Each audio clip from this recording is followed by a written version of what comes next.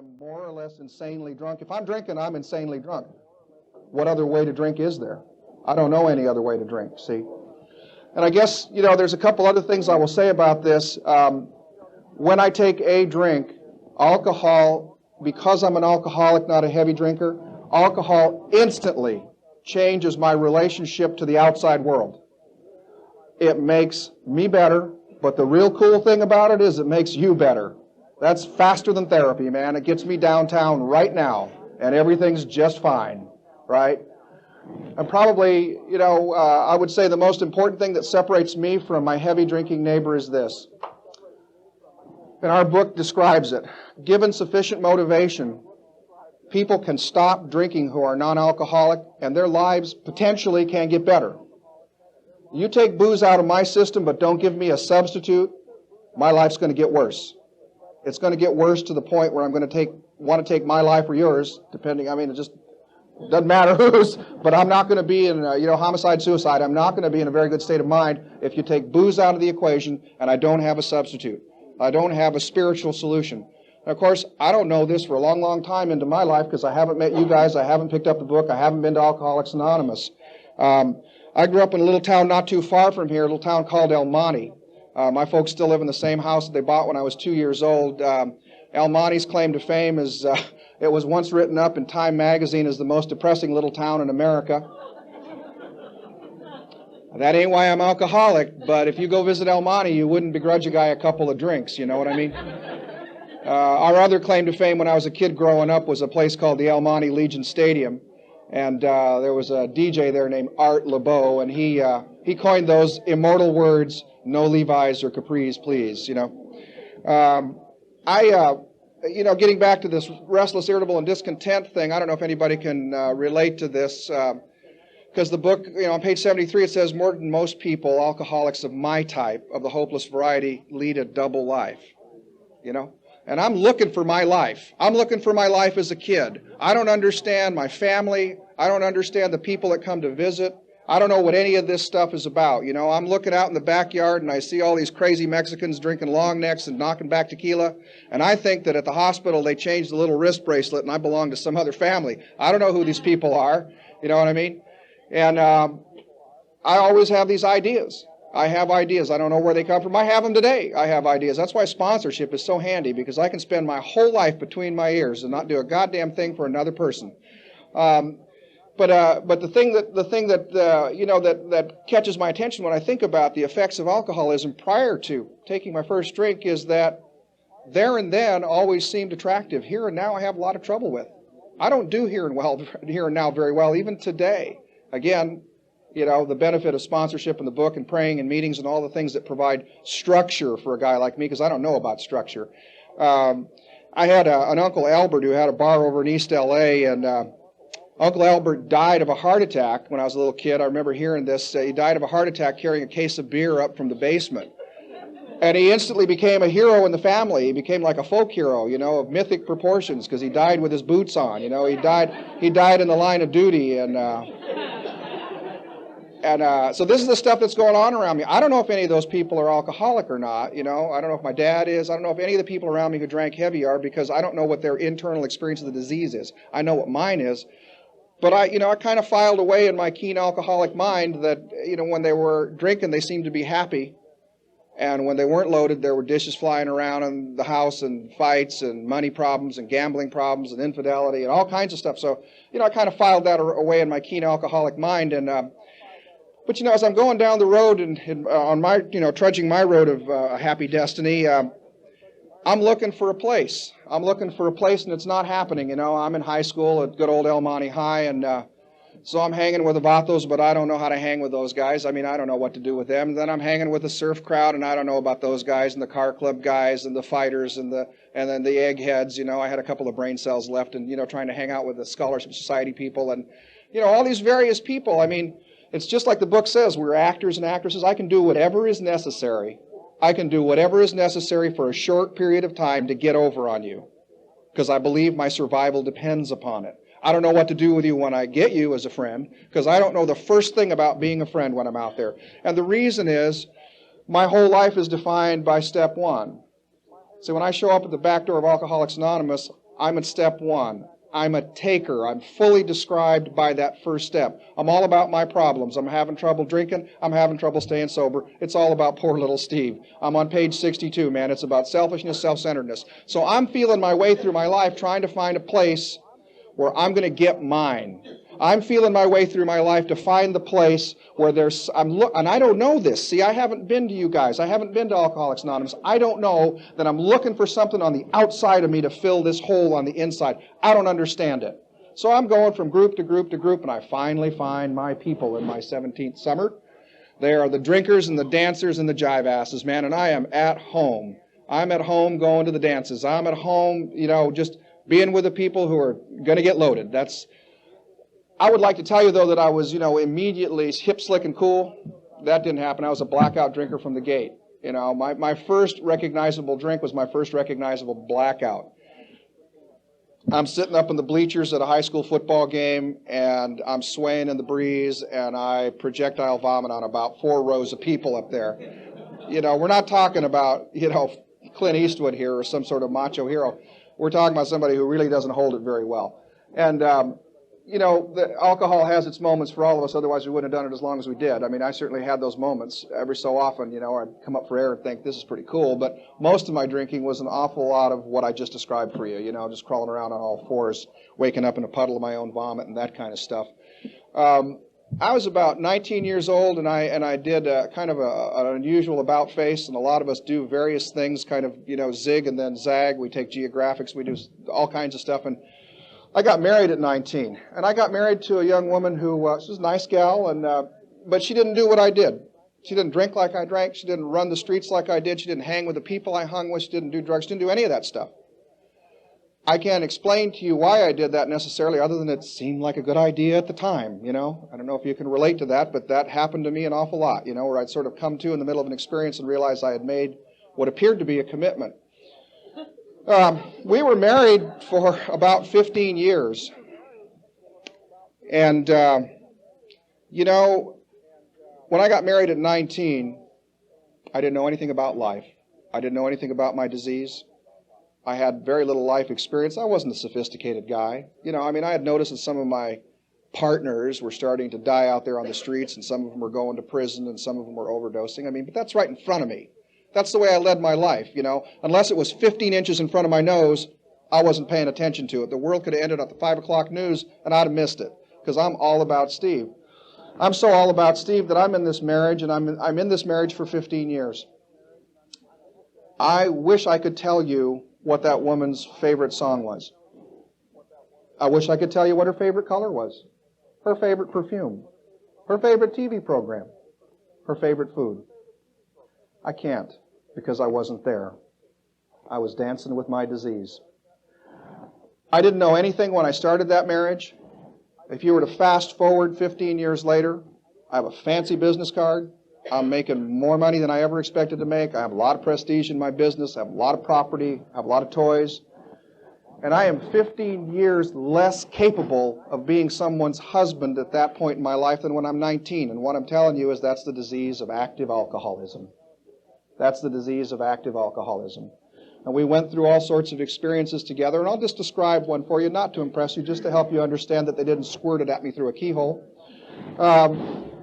We were at a very nice restaurant. I moved, when I was probably in my late 20s, I moved from the West Coast. I'm a native Los Angelino, but I moved east. And I had, an interesting opportunity, and I always thought that then and there was somewhere else, including that maybe I belonged on the East Coast, that maybe instead of, how can I say this? When I'd look out in the backyard and see all those drunken Mexicans and think, a guy like me should have been descended from, somebody like my grandfather should be Wellington Mumford Chubb III. That sounds pretty classy. Not Juan Lopez from East L.A. So I'm thinking it's about the East Coast. This is about those ideas. I don't know. I've never been to the East Coast, but I'm thinking about it all my life. I have this in the back of my head, but I finally get to go there. Kind of odd how that works out. And I'm married to this lady, and we go there, and I'm enjoying all this success, and I'm doing all this stuff, and we're, we're out to dinner with these other couples. Now, I don't know about you, but when I'm in a group of people and I get a couple, 3, 4 pops under my belt and the service is a little slow, I don't necessarily get ugly, but I get impatient. I am paying for this experience, right? So I go to the bar. I'm going to, get us a rack of drinks and bring it back. I don't mind doing a little work, in the service of my thirst. I'm going to bring us some drinks back. I'm sitting at the bar, and I see this woman. And we start talking.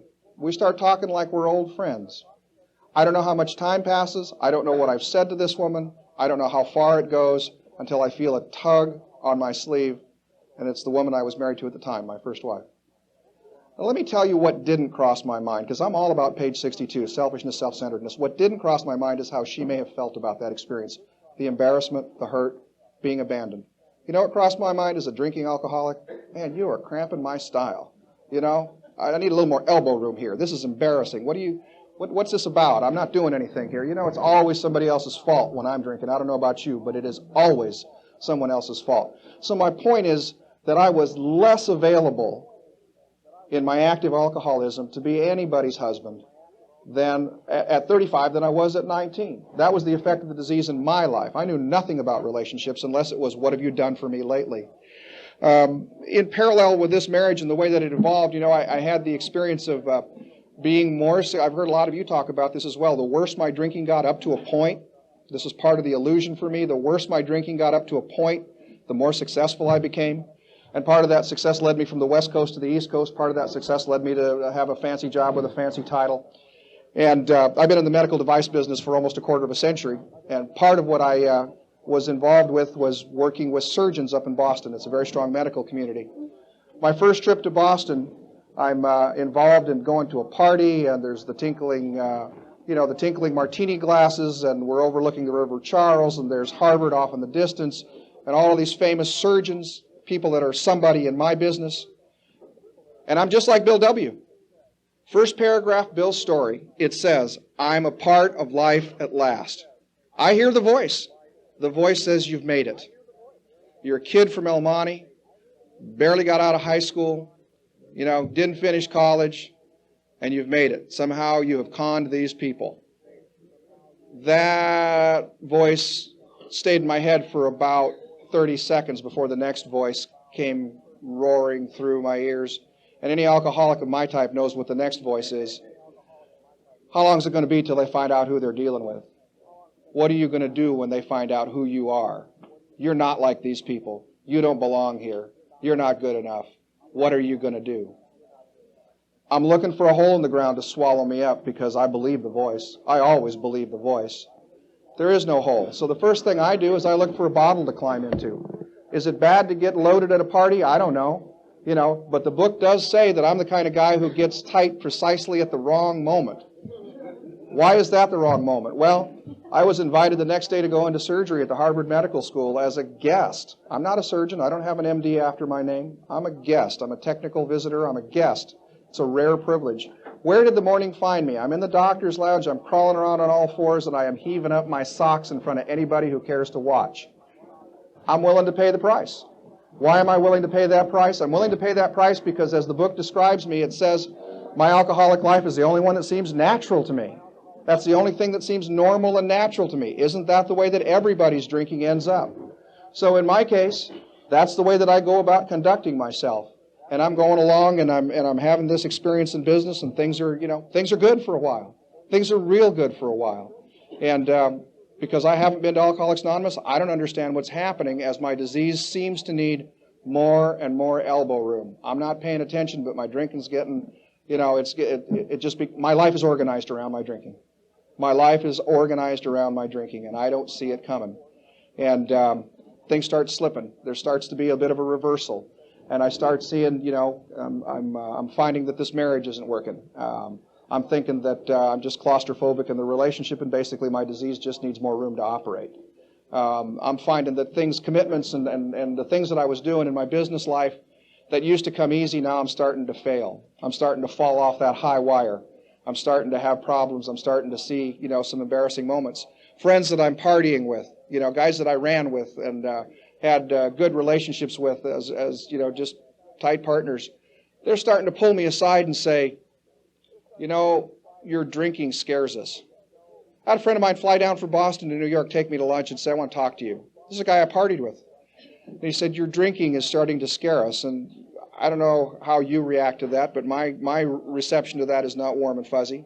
I'm not real interested in hearing about your opinion regarding my drinking. I really don't care what it is. I don't care how close we've been. I say to him, you know what? We go to the same parties, we drink the same booze, we chase the same women. I don't know what you're talking about, man.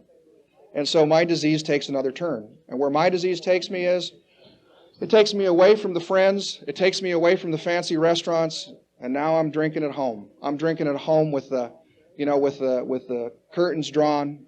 I'm drinking at home and passing out. I'm just, I've left that marriage. I left the marriage where, we had the idyllic house on the lake and that whole routine. I remember coming back from a ski trip, and I'm standing up on the on the balcony overlooking the lake, and it's spring, and I hear this voice in my head, and the voice is saying, well, you have this house, and you've done this thing in business, and that's all good, and you have a fancy business card, and hey, it's even been a good ski season, man. I guess I can be happy now. And then I heard a voice in my head that sounded like Bela Lugosi, just, no, you can't. And something shifted. I went from living in that idyllic house, that beautiful house, to a rented room 2 weeks later, fallen down on a piece of foam instead of a bed, no clean clothes. I'm just showing up at work dressed however I'm dressed now. You know what I mean? I circled the drain for about 3 years. That was what the depth of my bottom lasted about 3 years. And what I thought was the hallmark of my life needing a change was just getting rid of this woman. I didn't understand what was happening is that I had opened the door to my bottom now. I had no restraints around me. Now I've become like a wild man. I'm doing whatever I want to do. My company is, I've gone from being a fair-haired boy where people are saying, Steve, if we ever write a book about our industry, you will have your own chapter. I'm hearing that kind of stuff, and you know what? I'm buying it. I'm buying it. I'm believing it. I like when I go to a big convention that the crowd's part. I like that the people think I'm bulletproof, that I'm some kind of a hot ticket. And booze is working. Booze is working real good for me, It's the juice. It's my therapy. It's my medicine. I don't know it because I haven't been to Alcoholics Anonymous, but it is the gasoline that is running my engine. And these things are starting to change now. They're starting to change, and they're shifting a little bit. And I'm noticing it, but I'm not noticing it. It's kind of getting my attention. I'm a little uncomfortable. And that's really the only thing that gets my attention is whatever cramps my style. Not whether I've harmed you, not when I'm drinking, and not if I've hurt you or any of that. Just, are you cramping my style or not? Are you with me or against me? Are you part of the problem, part of the solution? We say that here in recovery, don't we? So, I got to the point where I was doing stuff like my company's trying to throw a Christmas party. I go out in the manufacturing area. I stop production. I invite 20, 30 guys into my office. I set up 3 or 4 quarts of tequila and shooters. Well, let's fast forward. What has to happen? My company has to rent taxi cabs to take people home. There is no Christmas party. There is no production that day. Do I care? No. Do I care that I've put my company at risk, that I've put those people at risk? I don't care about anything. I'm just having a good time because I'm drinking some tequila in my office, and that's all that counts at that point.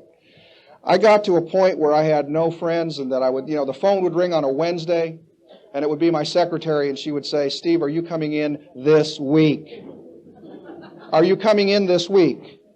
She would say, the people that flew in from Indianapolis to talk to you this morning, those people that came in for the meeting, I couldn't find you. I didn't know where you were. I mean, they've gone home. And your boss, I reported to the president of this little company, Alex is looking for you. And, I'd get off the phone with Patty, and I'd sit on the end of my bed, and I'd put my head between my knees, and I would say, I just must have drank a little bit too much last night, And then I'd wobble over to the mirror in the bathroom and try and, hold the old shaver and stare myself down and look at those road maps, those yellow eyes.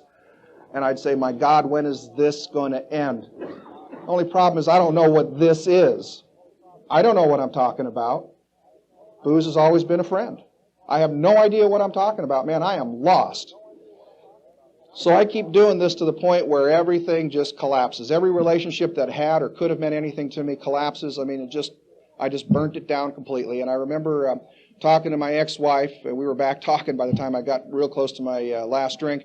And I remember giving her a call, and she said, you know, there's something sounds real strange in your voice. And she came over, and we took a walk, and my favorite drinking place at that point was the cemetery I lived across from in Ridgewood, New Jersey. I had more in common with those people than you people, that's for sure. I had a lot more in common with the people under the grass than above it.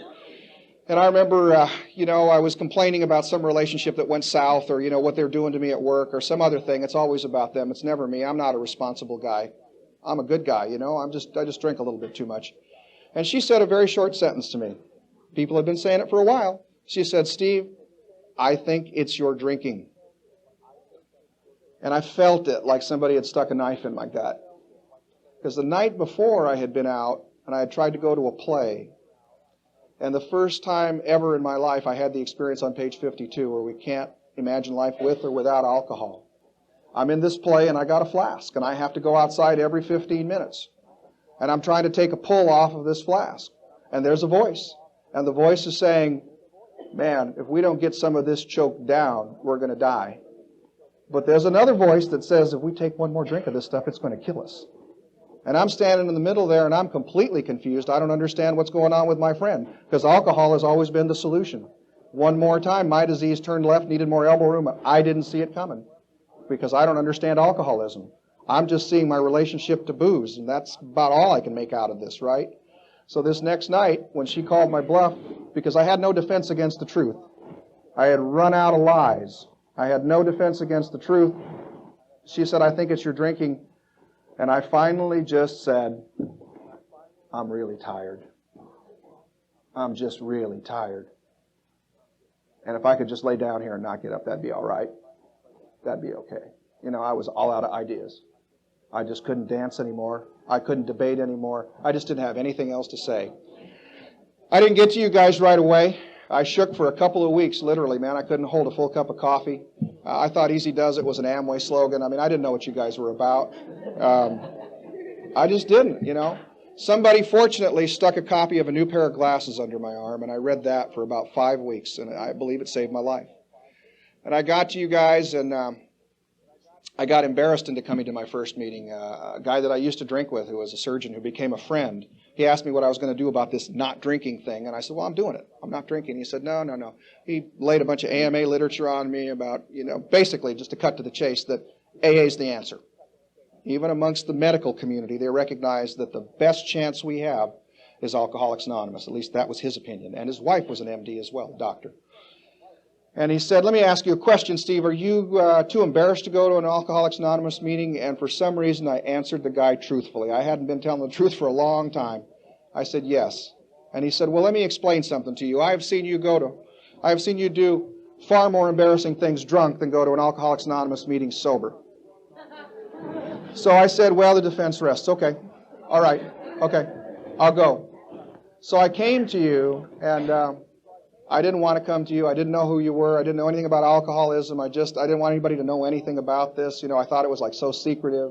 I had already been in to tell my boss that I had stopped drinking, you know, kind of like try and, you know, just say it softly. And he said, well, that's good because I was going to have to fire you today. You know, that kind of stuff. But nobody knew about my drinking. And nobody knew. But there you were, just like you are tonight. Probably what hooked me, I saw the steps and traditions on the walls, you know, and I didn't understand them. I had seen them once before. I was dating a woman who was in another fellowship, and she asked me to go to this meeting with her, and I went, and I saw the steps and traditions on the wall of that fellowship, and I didn't understand them either then. But, you know, a guy like me, when I'm drinking, anything seems like foreplay. So I went to that meeting too. But that didn't sink in because I'm still toxic. I'm still toxic. I'm still all about me. I'm still there to get something from you. You hooked me by saying, keep coming back. Simple little phrase. And the reason that you hooked me is because people weren't saying, keep coming back to me. That had stopped for quite a while. What people were saying is, you can't make the party? It's okay. It's all right. We'll catch you on the next bounce. That's fine. Don't worry about it. We'll see you when we see you. That's what was going on in my life. My life had gotten very, very small. My life is described on page 151 of the big book, where it talks about it being very small and very dark and hearing the clattering hooves of the four horsemen on a daily basis. That's what my life was about towards the end of my drinking, and waking up, coming to, flinching, feeling like I was going to be in a high-impact automobile crash. I mean, I'd wake up in the middle of the night, come to, or sober up out of a drunk and feel like I was about to hit that wall back there at 90 miles an hour. That's what my life was about. So I came to you, and I heard this keep coming back thing. I came back the next night just to see if you were for real. You were. You were. Same steps, same traditions, more keep coming back, more hugs, the whole deal. I didn't know, like our first speaker, I didn't know if I wanted what you had. I just knew it wasn't even it wasn't even a point of debate about whether I wanted what I had. I couldn't live with what I had. There wasn't enough left for me to live with what I had.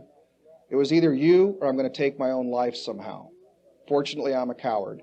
That didn't happen.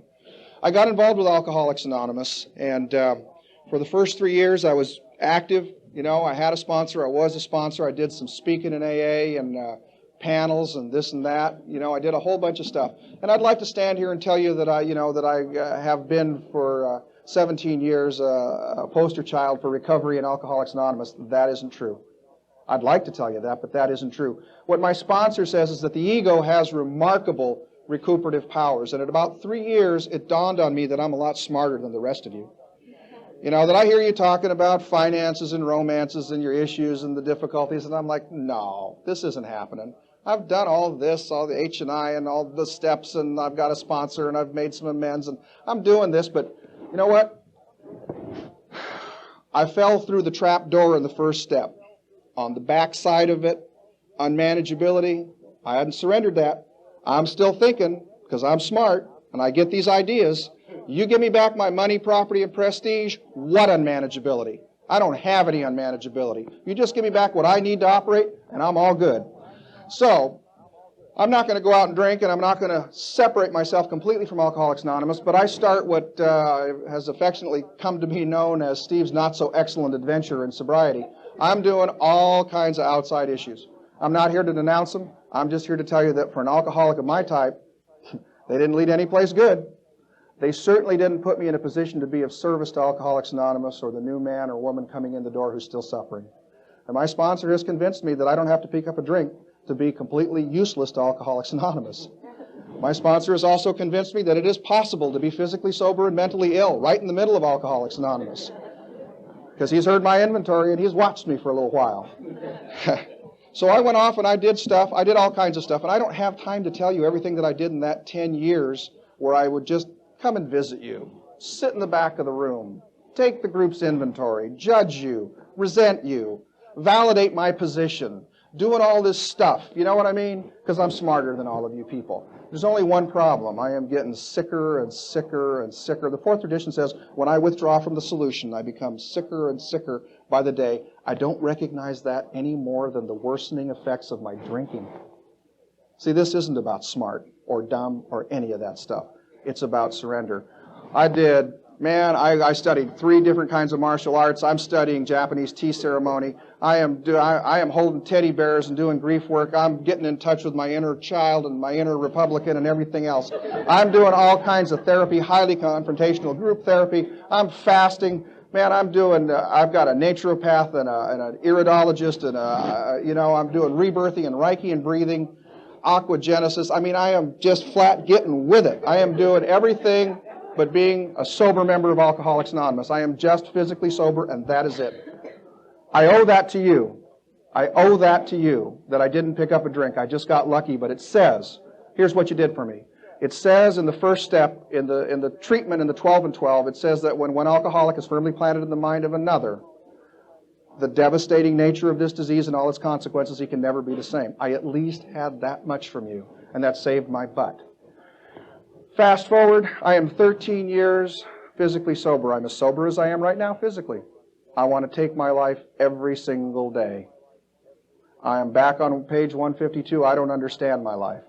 I don't understand it with alcohol, without alcohol, with Alcoholics Anonymous, without Alcoholics Anonymous. In fact, I think I've been to your show and I've done it. What is left for a guy like me?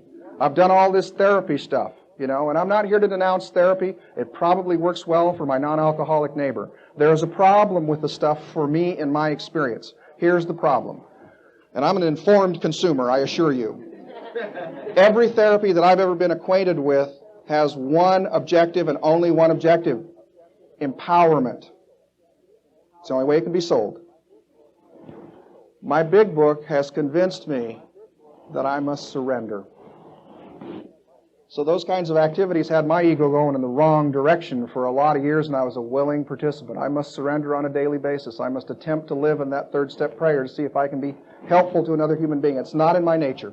It is not in my alcoholic nature. I must attempt to incorporate that 7-step prayer and see if I can be useful. That's not in my alcoholic nature. I must attempt to incorporate that 11-step prayer and see if I can love you instead of expecting you to love me, comfort you, understand you, forgive you. Those things don't come naturally to an alcoholic of my type. Chuck C. says that I'm in a trap that I can't spring, but I must, and the only way that's going to happen is I've got to get help. And the only way I'm going to get help is I've got to surrender. I'm standing at step 1, and I've got to cross a spiritual frontier from 1 to 12. I've got to cross a frontier from being a taker to being a giver. I've got to cross that invisible line in Alcoholics Anonymous, or I'm going to die drunk, eventually. And in the meantime, it's not going to be a vision for you. I'm going to be nuts. And that has been my experience. That has been my experience. And what I'm describing here, we don't talk about it very much in AA, but I'm describing untreated alcoholism. I'm describing the dry drunk. It talks about it in the 10th step. It talks about the emotional hangover, when we feed on negative emotion. I'll tell you, I had a steady diet for a long, long time, and it really didn't do anything except make me more miserable to the point where I just wanted to take my own life. Again, I'm a coward. I didn't find the gun. I got lucky I found you guys. I was at a meeting where I don't normally go, and there was a man there who doesn't normally go to that meeting. It was one of those God shots, and I heard this guy share, man, and I heard this guy share out of the book. It wasn't opinion, strength, and hope. It wasn't insight, strength, and hope. It was his experience working with the principles, applying them, and surrendering to Alcoholics Anonymous in order to make AA the most important thing in his life. I didn't know what he was talking about. I just knew one more time that I didn't want what I had anymore, So we set off on our relationship. I asked the guy to sponsor me. That was about 4 years ago. And, we've done what everybody, I assume everybody does when in an active relationship, sponsee to sponsor. Reviewed my 9 steps, saw where I was, got current with him. Finished up the amends from my previous inventory, started to go into meetings, taking commitments, getting a home group. I had never had a home group in my entire life. I had been around AA for 13 years and had had a home group. I'm too selfish to do that. Man, I don't want my style cramped. I suffer from a disease that renders me too selfish to save my own life. I suffer from a disease that renders me too selfish to save my own life. So I need help. But I'm not going to get it unless I surrender. It cannot be as Steve sees it. I have proven that to myself. What I have proven to myself is that my disease will take my life whether or not the substance alcohol is in my body. Because I will get to a point, if I am not living by your solution, where I just can't stand being sober. That's the point that I missed in the first step. I'm not just powerless over alcohol, I'm powerless over sobriety. Because left to my own devices, I can't sustain it on my own.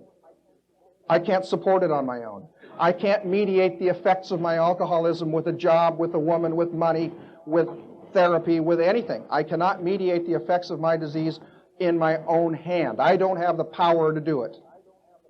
Ain't going to happen. I have proven that to myself. So the only chance that I have is to surrender. I've had a chance to do a lot of amends work, a lot of things that were deferred that I had pushed away I had to take a look at, just like you heard the first speaker mention, and a lot of that was with my family. There's a point to why the book talks about to the wives, to the family afterward, the employers. Those are all the institutions I trashed when I was drinking. Those are all the institutions I did nothing about, paid no attention to while I was drinking. And you know what? For a long, long time sober, I didn't do anything about that. But sooner or later, I got to pay the fiddler if I want to stay sober, and if I want to give something back to Alcoholics Anonymous. And I had a chance to make amends to my folks. I had ignored that for a long time, and I did that, and I had a very indifferent relationship with them. And if you'd asked me 5 seconds before I made the amends to them, it was a financial amends, what my relationship was with them, I'd have just given you some kind of a very general kind of description. I mean, they're my biologic parents. That's about it, you know. Ask me 5 seconds after, it's like I had cataract surgery. Because probably for the first time in my life, I got to see them as people. I got to see them as human beings.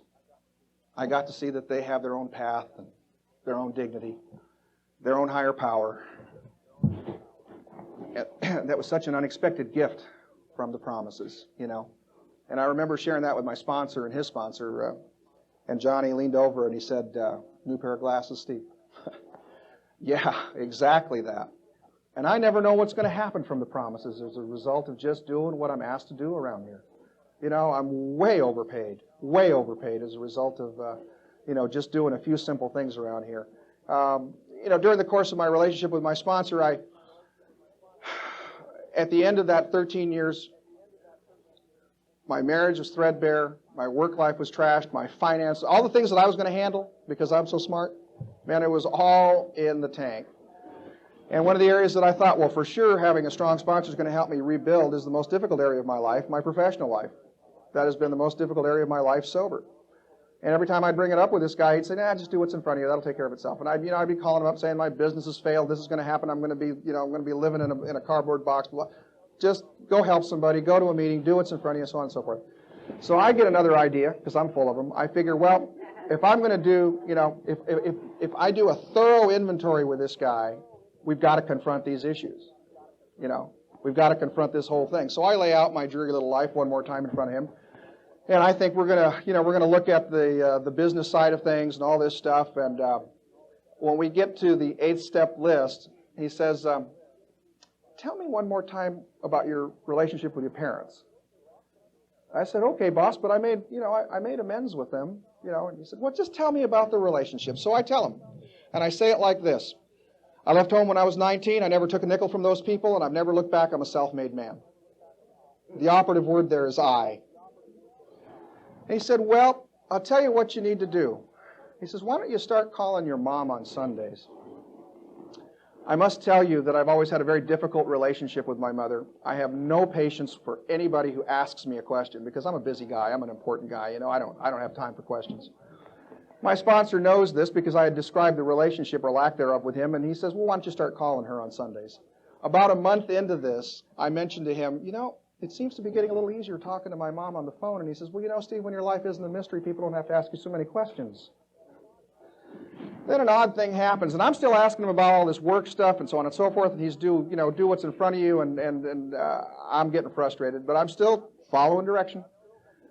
And I noticed something else that happens now. A couple months past convention in San Francisco. We just moved from the Bay Area a couple months ago. We were living in Oakland, so I could have brought you greetings from the hood, but now that we're down in Orange County, I'm trying to get in touch with my inner Republican, as I mentioned. But anyway, he says, "Well, why don't you go to this convention and hand out some resumes?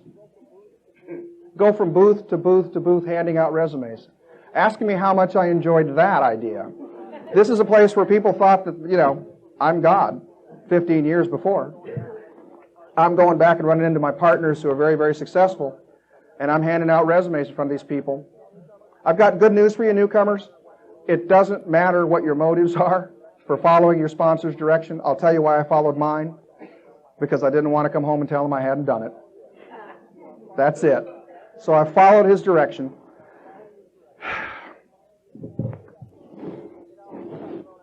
He got thrown out of the 7th grade for shaving. And I'm this real smart, sophisticated guy, and I know all this stuff about therapy, and I'm getting it figured out. And a couple months after this thing, I get a job offer. And I'm now working for that company. That's what brought me down here. And it's the best little company I've ever worked for. And I work for guys that are younger than me and smarter than me and more energetic than me, and I can recognize it, and I can support them, and I can be a part of, and I can be a part of the force for good, and I can be part of the solution.